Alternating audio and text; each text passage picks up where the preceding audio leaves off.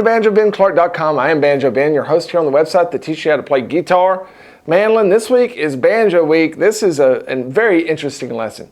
We're going to learn Cuckoo's Nest. The first solo that I'm going to teach you is just a real stripped down melody that anybody can learn. And we're going to talk about how I found that. But then the second solo gets really fun and interesting because I take one of the mandolin solos that I've already taught and we try to find all those mandolin notes on the banjo, which presents quite a challenge. So we're going to talk about how to do that. We have to get inventive here. And then you can grab a mandolin playing friend, give them the mandolin tab, and then y'all can play this thing in unison and just impress the socks off of Grandma. All right, if you're watching on Facebook or YouTube here in a moment, I'll ask you to come over to the website, BanjoBenClark.com. You can join as a Gold Peak member. Keep looking over here because these are the tabs. I've got the tabs exactly as I played it, PDF and TIFF file formats. Then I have lots of other, like hundreds of others. It's about a 30-minute video lesson. Then I have 3 different speeds of MP3 rhythm tracks for you to download and get just all over this one, okay? Let's look at this first solo of Cuckoo's Nest.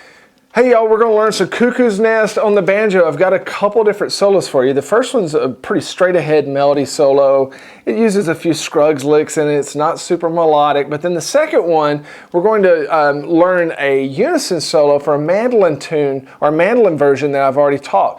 Did that for a couple reasons. One is you might have a friend that plays mandolin and you might want to play some stuff in unison, which is a lot of fun to do. But also we need to learn how to find notes on the banjo that are hard to find, that may be outside of our normal patterns, and playing in unison with another instrument is a really good way to do that because they're playing a certain order of notes. We need to try to copy that, and we have to get pretty inventive, pretty resourceful to find out how to do that. So I'd love for you to stick around with me on that one. Now let's go ahead and throw up the first line tab.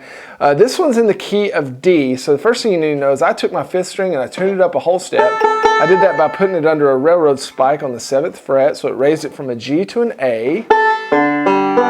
So we're in the key of D. This song only has 4 chords. It has a D, it has an A, it goes to the flat 7 C, and then it goes to the G. Now this is a typical fiddle tune. It's got an A part that's 8 bars long, then it will repeat it. Then it will go to a B part, which is a very similar chord progression, and then repeat that. And like I said, we have 2 complete solos here. So you'll also notice beneath each one of the notes, we have our pick hand fingerings. The T would be for thumb, 1 is for index, 2 is for middle. And that really comes into play whenever we get into our next solo because we have a lot of single strings.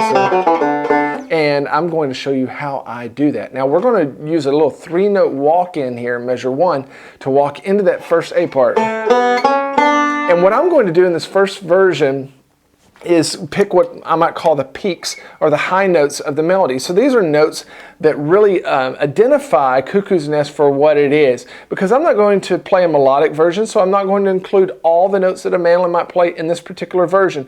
But as I think about the melody, which would be like if we played all the notes,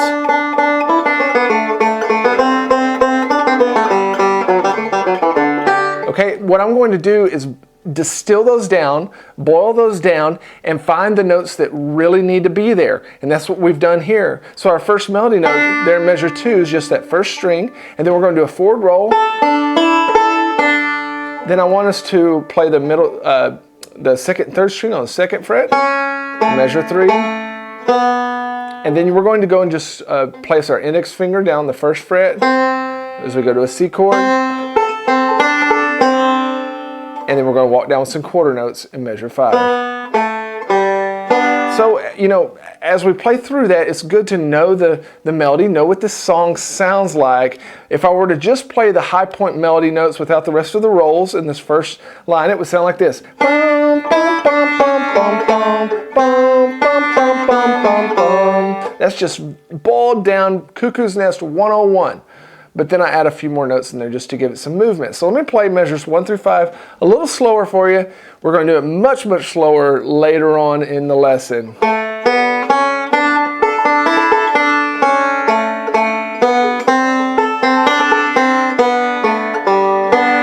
Now when we get to measure 6, we're going back to a D chord, and I want you to get in kind of the standard D position where we have an index finger on the 2nd fret, ring finger down here on the 4th fret, and we're going to do kind of a little mixed roll here. And then this 5th fret up here, this G note, we don't have a G note to grab up here because we've tuned our 5th string up. So we're going to grab it there, and that's really one of those peak notes that needs to be there. And then we're going to jump back into a D position for measure 7, backwards roll, pinch.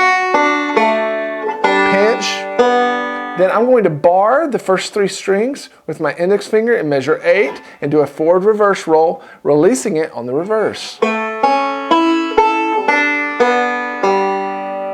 Then measure, I guess that's 9, we're going to just have 3 quarter notes. And that wraps up the first time through the A part.